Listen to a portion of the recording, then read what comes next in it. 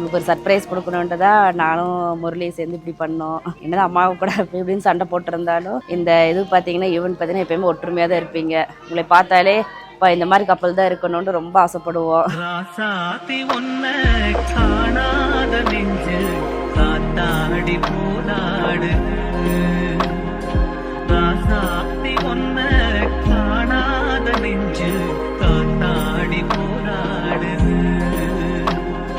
பொழுதாகி போச்சு விளக்கேத்தியாச்சு பொன்மானே ஒன்ன தேடுது ராசாத்தி ஒன்ன காணாத நெஞ்சு காத்தாடி போராடுது.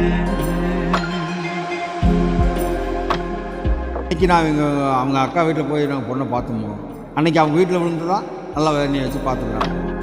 இன் ரிட்டர்ன் அப்போ உங்களுக்கு கல்யாணம் நடக்கும்போது நாங்களாம் கிடையாது. ஸோ நாங்கள் எப்படி எங்கள் கல்யாணம் நடத்திக்கிட்டோமோ அதே அளவுக்கு ஸ்பெஷலாக